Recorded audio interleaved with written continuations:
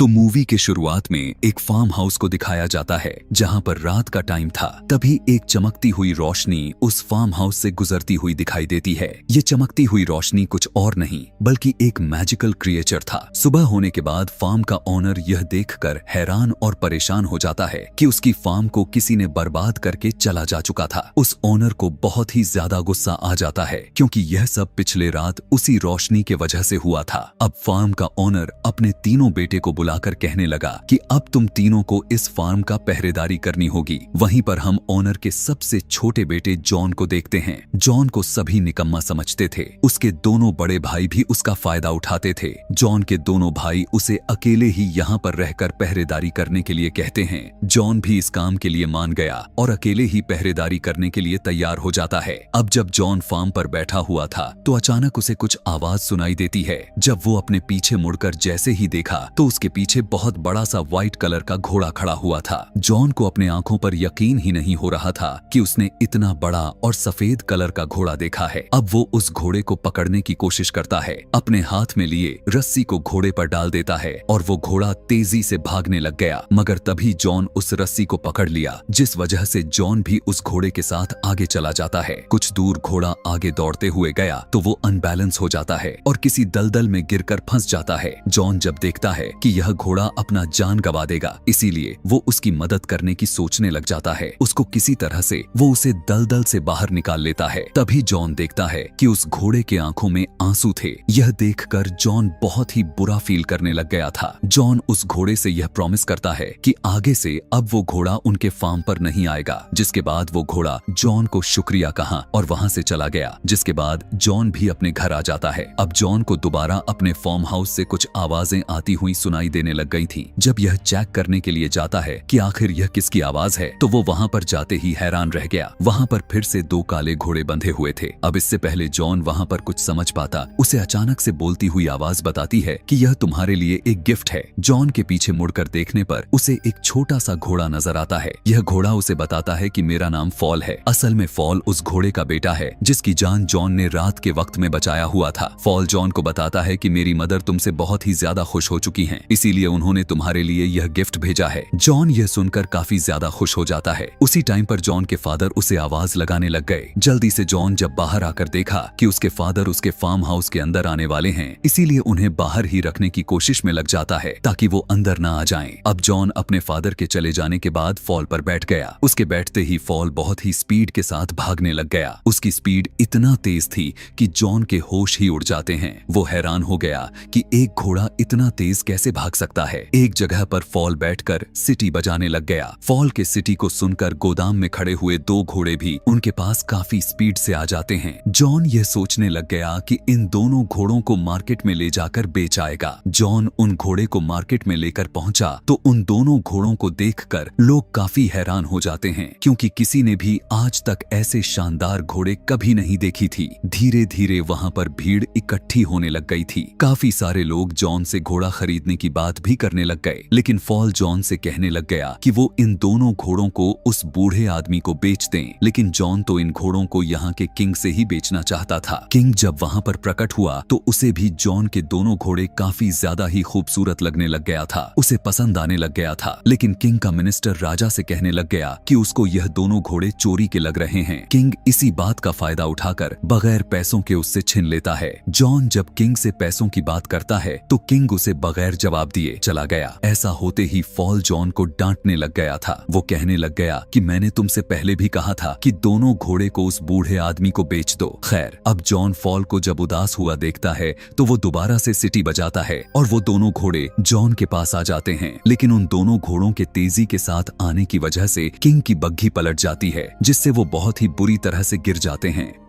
अब किंग को इस बात से काफी गुस्सा तो आ रहा था, लेकिन किंग चैम्बर की वजह से कुछ न कहकर शांतिपूर्वक जॉन से इन घोड़ों की कीमत लगाने की बात करने लग गया था। जॉन उन घोड़ों की बहुत ही ज्यादा कीमत लगाता है, जिस पर किंग के लोग उस पर सजेश करने लग गए कि वो जॉन को अपने पास काम करने के लिए रख ले, क्योंकि जब जॉन यहाँ पर रहेगा तो किंग अपने बेइज्जती का बदला भी ले सकते हैं। जॉन भी उनकी बातों को एक्सेप्ट कर लिया और वहाँ पर रहकर किंग के कामों में हाथ बटाने लग गया था। अब किंग का असिस्टेंट किंग से कहने लग गया गया, क्यों ना हम जॉन से एक फीनिक्स बर्ड को बुलवाएं। दरअसल वो एक फायर बर्ड था और उसे ला पाना भी इतना आसान भी नहीं था। अब किंग का असिस्टेंट यह कहने लग गया कि उसे ला पाना बहुत ही मुश्किल तो है और जॉन उस फायर बर्ड को कभी भी ला नहीं सकेगा, और जब वो ऐसा नहीं कर पाएगा तो आप उसी वक्त उसे मौत का सजा सुना देना। किंग अपने असिस्टेंट का आइडिया बहुत ही अच्छा लगता है। किंग उसी मेथड को फॉलो करते हुए जॉन से कह दिया। जॉन भी इस बात के लिए तैयार हो गया था, लेकिन जब फॉल को यह बात पता चलता है तो तब वो जॉन से कहता है कि ऐसा करना बहुत ही ज्यादा खतरनाक साबित हो सकता है, क्योंकि जिसने भी ऐसा किया हुआ था और जो भी उस फायर बर्ड के तलाश में गया हुआ था वो कभी भी लौट कर वापस नहीं आ पाया था। लेकिन जॉन हार मानने वालों में से नहीं था, उसने इस चैलेंज को एक्सेप्ट कर लिया था, इसीलिए वो पीछे नहीं हट रहा था। अब फॉल को भी जॉन की मदद करना था, इसीलिए अब वो जॉन को एक जंगल में लेकर चला गया। जंगल में आने के बाद फॉल जॉन को एक ड्रीम नट दिखाया। वो जॉन को बताने लग गया कि यह फायर बर्ड की स्पेशल नट्स हैं और वो इन नट्स को बहुत ही ज्यादा पसंद करता है, मगर वो नट्स इस तरह से हैं कि जो भी इन नट्स को खाएगा वो गहरी नींद में सो जाएगा, जिसके बाद हम उसे आसानी से पकड़ लेंगे। जॉन को जब यह बात पता चलता है तो वो दोनों उसी जगह पर पहुंच जाते हैं जहां पर फायर बर्ड रहा करता था। फॉल उसे यह भी बताने लग गया कि फायर बर्ड दरअसल जमीन के नीचे रहता है। अब उस जगह पर कुछ नट्स को फेंक देते हैं और उस फायर बर्ड के बाहर आकर वेट करने लग गए। अब जैसे ही वो फायर बर्ड के नाक तक नट की खुशबू गया तो वो जमीन से बाहर निकल आ जाता है। अब वो फायर बर्ड काफी मजे के साथ उन नट्स को खा लिया, जिसके बाद वो बेहोशी हालात में चला जाता है। यह देखकर जैसे ही जॉन उस फायर बर्ड को पकड़ने के लिए जाता है तो दोबारा से जिंदा हो गया। ऐसा होते ही वो फायर बर्ड जॉन के पीछे पड़ गया था। वो उन्हें पकड़ने के लिए जॉन और फॉल का पीछा करने लग गया, जिसकी वजह से पूरे आइलैंड पर आग लग जाती है। उस फायर बर्ड ने तो जॉन और फॉल को पकड़ लिया था, लेकिन जॉन अपने पास आखिरी नट पड़ा हुआ उसके तरफ फेंक कर दे देता है। जैसे ही वो फायर बर्ड उस नट को खाता है तो फिर से बेहोश हो गया, लेकिन अगले मॉर्निंग में जब उसे होश आया तो उसे पता चला कि उन लोगों ने उसे चेन से बांधा हुआ था। जब जॉन उस फायर बर्ड की तरफ देखने लग गया तो यह देखकर हैरान रह गया कि उसके आंखों से आंसू निकल रहे हैं। यह देखकर जॉन को बहुत ही बुरा फील होने लग गया था, जिसकी वजह से वो उस फायर बर्ड को आजाद कर देता है। जैसे ही वो फायर बर्ड आजाद हुआ तो वो अपने विंग्स को फैलाते हुए वहां से उड़ जाता है। जाते जाते वो अपने बॉडी से एक पंख जॉन को दे देता है, जो देखता है कि वो विंग हिट की वजह से ग्लो कर रहा था। फॉल जॉन को बताने लग गया कि किंग अब तुम्हें नहीं छोड़ेगा, मगर जॉन फॉल से कहने लग गया कि शायद वो इस पंख से किंग को यह यकीन दिलवाने में कामयाब हो सके कि उन्होंने फायर बर्ड को पकड़ा था। जब वापस जॉन किंग के पास जाता है तो किंग जॉन के किसी भी बात पर यकीन करने से साफ साफ इनकार कर देता है। अगले ही दिन जॉन को मौत की सजा के लिए लाया जाता है। जॉन उस पंख को निकालकर सभी को दिखाने लग गया कि देखो मेरे पास उसका पंख पड़े हुए हैं, लेकिन पता चला कि वो पंख तो अब ग्लो ही नहीं कर रहा था। इसीलिए किंग जॉन को मार देने के लिए कहता है। जब किंग जॉन को मौत की सजा देने लग गया उसी टाइम पर वहां पर फायर बर्ड आ जाता है, जिसे देखकर सभी के सभी बहुत ही ज्यादा हैरान हो जाते हैं। जॉन के बातों पर सभी लोग यकीन करने लग गए थे, जिसकी वजह से किंग को जॉन की सजा खत्म करनी पड़ जाती है। इतना ही नहीं बल्कि किंग जॉन को प्रमोशन भी दे दिया। अपनी बेइज्जत का बदला न ले पाया तो इसीलिए किंग बहुत ही ज्यादा गुस्सा हो गया। इसलिए अब वो फिर से अपने मिनिस्टर से कुछ और प्लान सोचने के लिए कहने लग गया। बहुत ज्यादा सोचने के बाद किंग का मिनिस्टर किंग को एक आइडिया देता है। वो कहता है कि हम इस बार जॉन को एक माउंटेन की प्रिंसेस को लाने के लिए भेज दें। वो कहने लग गया कि पहले तो जॉन इस काम पर कामयाबी हासिल नहीं कर पाएगा। अगर वो ऐसा कर लेता भी है तो इसमें आपका ही तो फायदा है। आप उस प्रिंसेस से शादी कर लेना, दोनों ही तरफ आपका ही फायदा दिख रहा है। किंग को यह आइडिया काफी ज्यादा पसंद आता है, इसीलिए वो जॉन को इस मिशन पर भेज देता है। अब जॉन भी किंग के बातों को एक्सेप्ट करते हुए उस सार माउंटेन पर पहुंच चुका था जहां पर वो प्रिंसेस रहा करती थी। जॉन और फॉल दोनों देख पाते हैं कि सार माउंटेन का रास्ता एक बहुत ही मोटी बर्फ से बना हुआ था, जिसे तोड़ पाना बहुत ही ज्यादा मुश्किल था। तभी अचानक से वहां पर फायर बर्ड का एक पंख उड़कर आता है और उस बर्फ की दीवार में लग जाता है, जिसकी वजह से वो दीवार जोर से टूटकर बिखर गया और वहां पर काफी सारे पानी का सैलाब आ जाता है। उसी पानी में फॉल बहकर नीचे गिर गया था, जो इतने ऊपर माउंटेन से गिरते गिरते एक स्नोबॉल में कन्वर्ट हो चुका था। गेट के जरिए जब जॉन कैसल के अंदर प्रवेश किया तो उसे वहां पर बहुत सारे लड़कियां दिखाई देने लग गई थीं, जो दरअसल सभी लड़कियां सो रही थीं। इतने सारे लड़कियों में से असल वाली प्रिंसेस कौन थी यह पता लगा पाना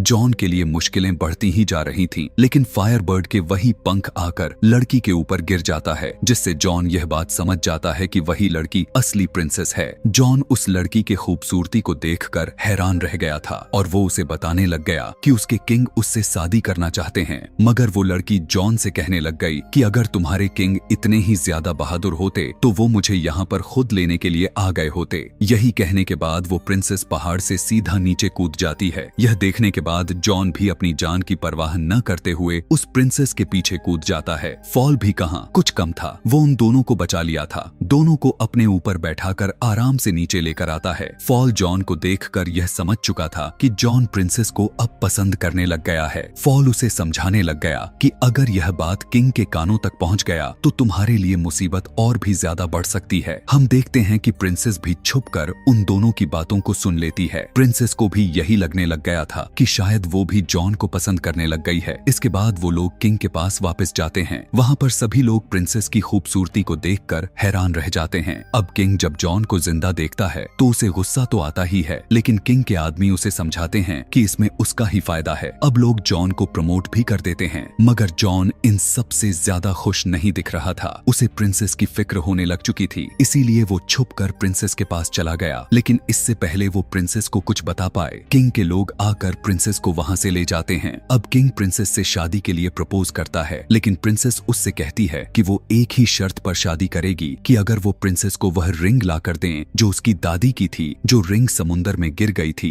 इसीलिए वो रिंग जब तक उसके पास नहीं आ जाती तब तक वो शादी नहीं कर सकती। अब प्रिंसेस की बातों को सुनकर किंग हैरान परेशान हो जाता है, मगर तभी वहाँ पर जॉन आ गया। जॉन को जब किंग देखता है तो इस काम को करने के लिए जॉन से कह देता है। किंग को लगता है कि इस काम को भी जॉन पहले सभी कामों की तरह कर देगा। जॉन फॉल से उस रिंग के बारे में बात तो करता है, लेकिन फॉल उसे बताने लगा कि उस रिंग के बारे में उसके पास कोई भी नॉलेज नहीं है। मगर फॉल इस बारे में अपने मदर से बात करता है। वो उसे बताती है कि वो रिंग एक बहुत ही बड़े व्हेल के पेट में मौजूद है, जो वो बड़ा सा व्हेल समुंदर के बीच एक आइलैंड के पास मिलेगी। इसीलिए जॉन फॉल के साथ चला गया। आसमान में उड़ते हुए कुछ बर्ड्स के टकराने से जॉन नीचे गिर जाता है, जबकि जॉन ऊपर से सीधा पानी में यानी समुद्र में गिरा हुआ था। इसीलिए वो व्हेल तक पहुंच गया था कि तभी जॉन पानी के नीचे काफी बड़ी बड़ी सी चेन्स को देख पाता है और उन जंजीरों से बंधी हुई एक बहुत ही बड़ी व्हेल को देख लिया था। जब जॉन पानी से निकलकर बाहर आया तो फॉल उसे बताया कि यह पूरा आइलैंड ही असल में एक बड़ी सी व्हेल है, जिसके बारे में फॉल के मदर ने उसे बताया हुआ था। जॉन व्हेल से पूछने लग गया कि आखिर उसके साथ ऐसा किसने किया था। व्हेल जॉन को बताने लग गई कि गलती से वो एक दिन बड़े से शिप को निगल लिया था, इसीलिए वहाँ के बाकी सेलर्स ने उस यहाँ पर बड़े बड़े जंजीरों में जकड़कर बांध दिया। लेकिन अब ये व्हेल अपनी गलती को सुधारना चाहती है, यह कहकर व्हेल रोने लग गई थी। यह देखकर जॉन को उस व्हेल के लिए बहुत ही ज्यादा बुरा फील होता है। अब जॉन को एक आइडिया आता है। वह यह सोचने लग गया कि इस व्हेल को छींक दिलवा दें तो वो इसके अंदर से शिप्स को निकाल सकता है। यही सब सोचते हुए अपने प्लान के अकॉर्डिंग दोनों उड़ते हुए उस व्हेल के नाक में घुस जाते हैं और उसके नाक को टिकल करने लग जाते हैं।